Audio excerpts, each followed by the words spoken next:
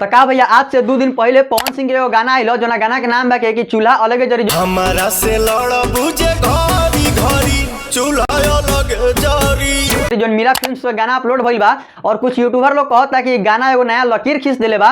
खाओ माँ कसम।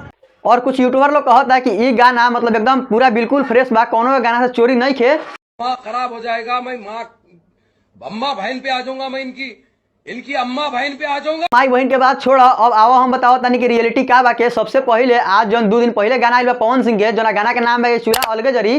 तो सबसे पहले वो गाना सुना तोनी। हमारा से लड़ बुझे घरी घरी चूल्हा अलगे जरी। जैसे कि तोनी गाना सुन लेला, ओकरा बाद आज से 9 साल पहले एंजल म्यूजिक पर अपन खेसारी भैया ये गाना गा दिले बड़न कि चूल्हा अलगे जरी।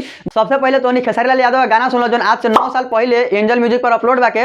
अरे अब जदी बोलबू चूल्हा अलगे जरी झगड़ा आगे बढ़ी तुम्हारा झोटा तहर धरी झगड़ा अलगे बढ़ी। और पवन सिंह के गाना चूल्हा अलगे जरी मात्र 2 दिन में 5 मिलियन व्यूज क्रॉस कर गई बा। लेकिन आज तक 9 साल में मात्र अभी तक खेसारी लाल गाना 4 मिलियन ही व्यूज क्रॉस कइले बा। और ये भोजपुरी इंडस्ट्री में कॉमन बात बा कि केहू गाना उठाया गा देवेला, लेकिन ऐसे कोनो फर्क नहीं पड़त काहे कि खेसारी लाल यादव भी गाना कुछ दिन पहले गइले रहलन गोलू निगम को उठा के, जो गाना के नाम रहलक टेंगे टेंगे। और ये गाना ना ऐसा का बहुत गाना बा के जो खेसारी लाल यादव भी पवन सिंह गाना उठा गइले बड़न। जैसे कि पवन सिंह गाना फराक खूटा से फाटल बा, जो गाना के उठा के खेसारी लाल यादव हुबहू गाना छाप देलन। और वो गाना तो यहाँ पर सुन सकता रहो। तो सबसे पहले तो पवन सिंह गाना सुन लो।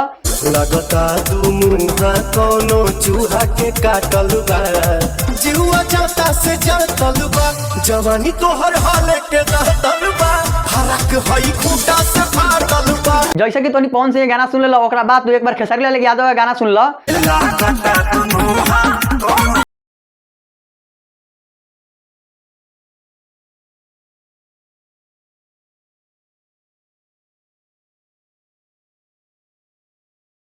दोनों सेम तोनी गाना पर क्या कहे चाहता कमेंट करके बताओ। तो लाइक और शेयर ठोक दीजिए, महाकाल का दबा के लाइक और शेयर ठोक दीजिए, 5000 लौटे दिख जाना चाहिए।